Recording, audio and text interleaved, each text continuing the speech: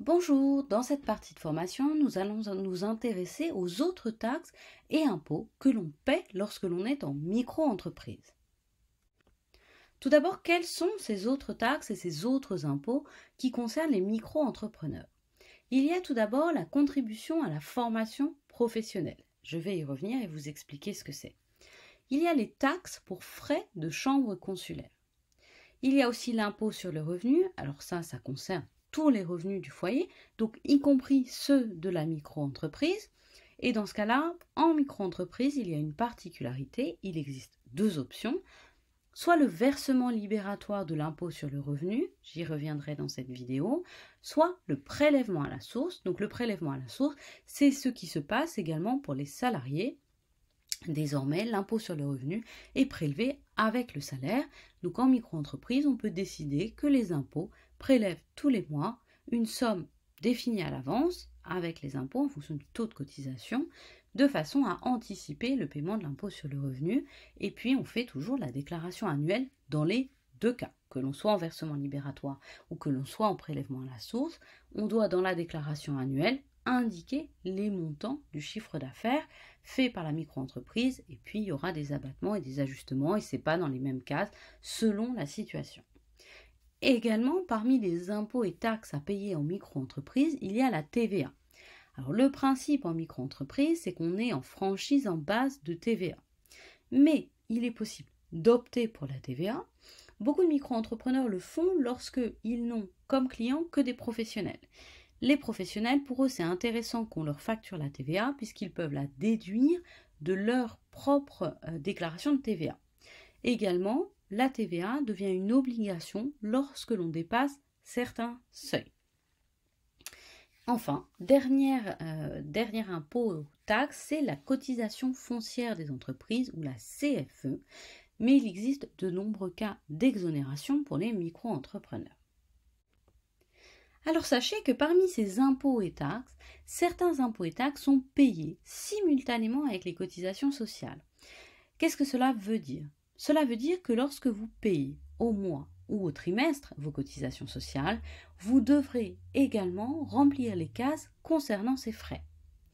Il y a dans ces cas-là la contribution à la formation professionnelle, les taxes pour frais de chambre consulaire et le versement libératoire de l'impôt sur le revenu, mais ça c'est uniquement si vous avez opté, je vais y revenir.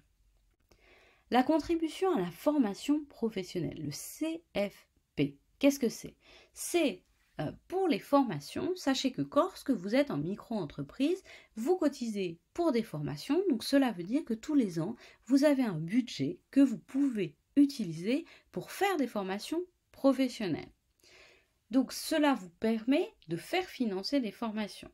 Vous dépendez de différents organismes de formation, ce sont des formations uniquement agréées, et sachez que cela vous permet d'éviter de financer vous-même vos formations. Donc soyez vigilants là-dessus.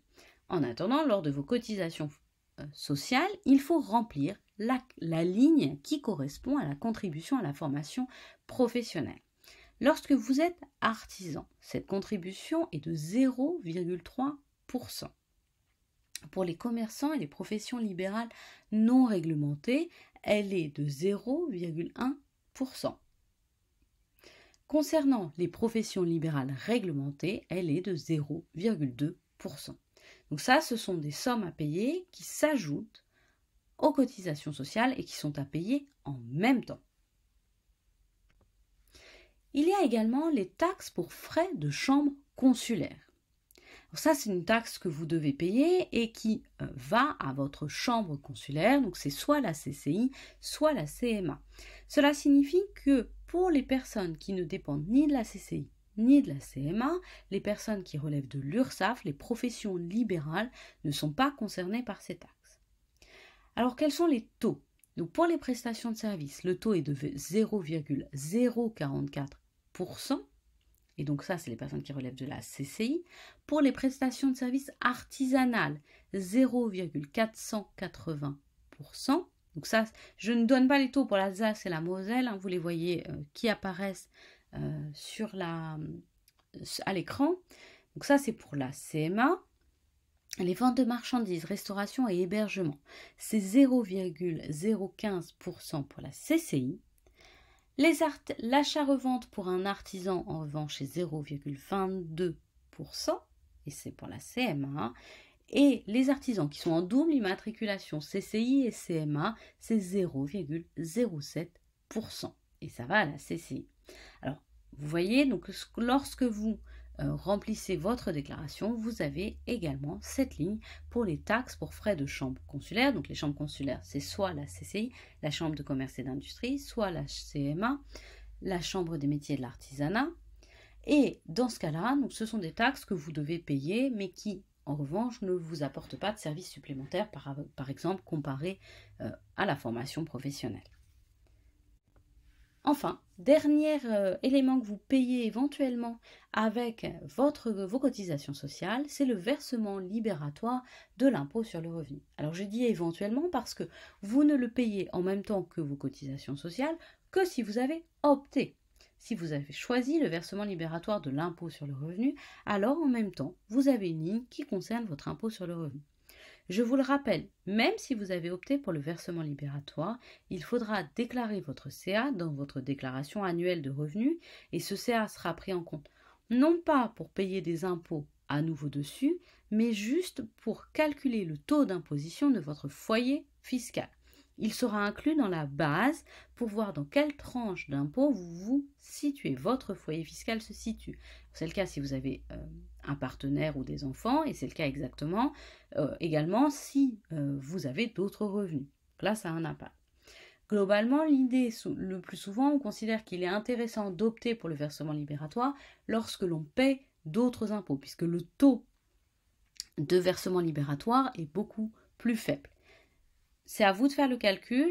Il y a un simulateur sur le site des impôts qui vous permet de déterminer votre impôt sur le revenu selon votre CA et du coup calculer, vérifier quel est votre taux d'imposition et du coup vérifier, calculer en comparaison avec les taux que je vous donne dans cette vidéo. Alors selon le secteur d'activité, en matière d'achat-revente, de vente de denrées à consommer sur place et de prestations d'hébergement, le taux est de 1%. Pour la location de locaux d'habitation meublés, c'est 1,7%. Pour les services en BIC, c'est 1,7%. Et pour les services en BNC, c'est 2,2%. Donc si vous faites de l'achat-revente, 1%. Si vous faites de la location, 1,7%. Des services en BIC, 1,7%. Et les services en BNC, 2,2%.